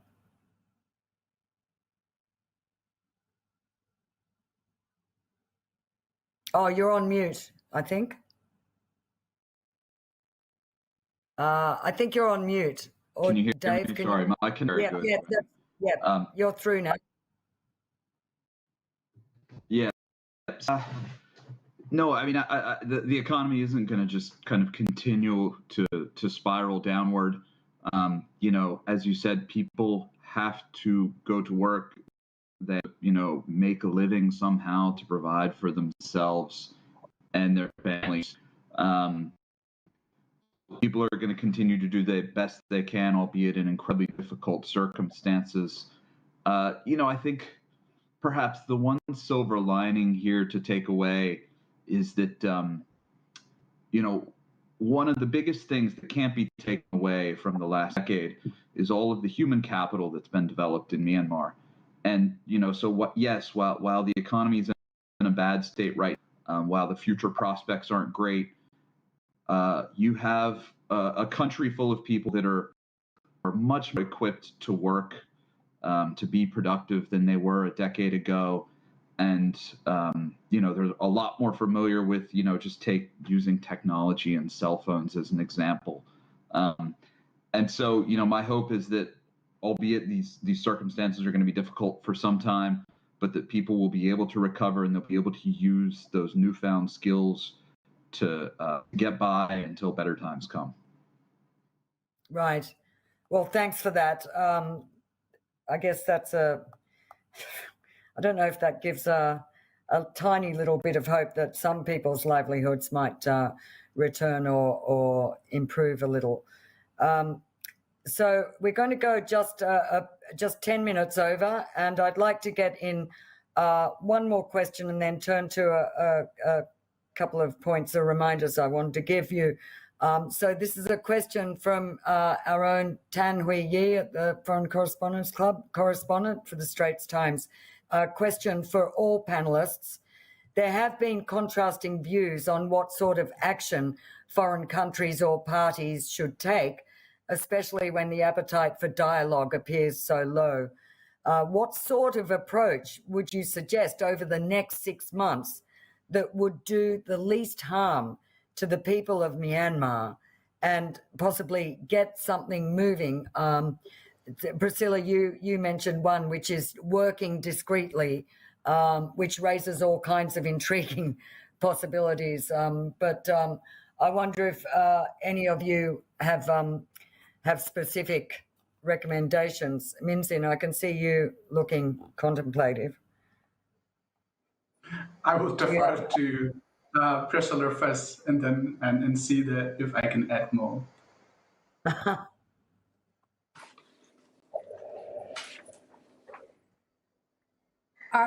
Are you talking to me now, Gwen? Yes, well, I think Minzin. Okay, I'm involved in a policy study right now at the U.S. Institute of Peace, and so I have a long list of suggestions of what we can do, but it's too long to share here. Let me just say that I see our main contribution is coming with supporting the opposition in many different ways.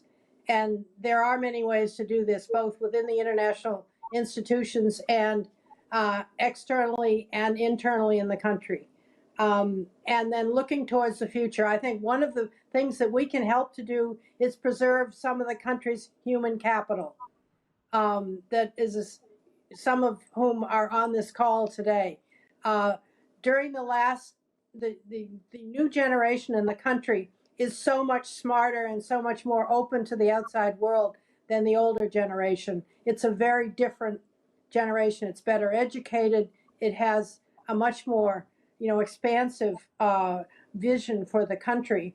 And I think that has to be saved and nurtured and brought along. And I see the regime deliberately trying to kill the younger generation. And that really bothers me. And I think we have to do all we can to save them.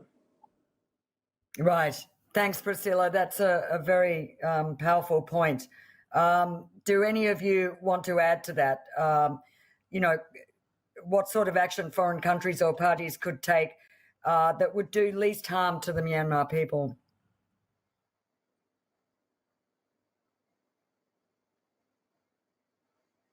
That's open to anyone? No? Well, on that front, perhaps in that case, I'd just like to remind you. Sorry? Did someone say something? No, sorry. I did forget something at the beginning, which is to actually tell viewers that actually next week on August the 11th, we'll be looking at the Thai situation and where the student-led movement, the 1 year is 1 year on, with some very interesting representatives, including a youth activist leader and a former People's Democratic Reform Committee activist, as well as a leading light from the Thai Lawyers for Human Rights. So I think that would be a very interesting discussion on August the 11th. Tune into our Facebook for details.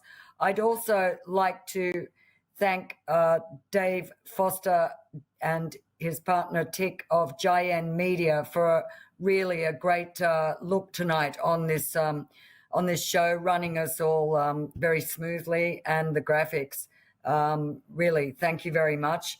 And I'd like to also say happy birthday to Thompson Chow, who has spent his entire evening on a panel with us. But we can see that you've got some entertainment lined up behind you, Thompson. So well deserved. And I'd also really like to thank Jared, who's on a break at the moment, trying to have a holiday, and Minzin and Sho. Really, thanks for spending the time and your great insights, and Priscilla, invaluable. And I'm not saying because you're old, and don't worry, I'm old too. So thank you all very much. Proud of being old. I think it was so Thanks. Thank you. Thank you. Bye-bye. Thank you. Thank you. So thank you, everyone. And this video will be available on our Facebook page. And do remember to look at the donation possibilities for the Foreign Correspondents Club. And if you want to donate to Myanmar Media, we have a fund. The details are available on our Facebook page. So thank you all and good night.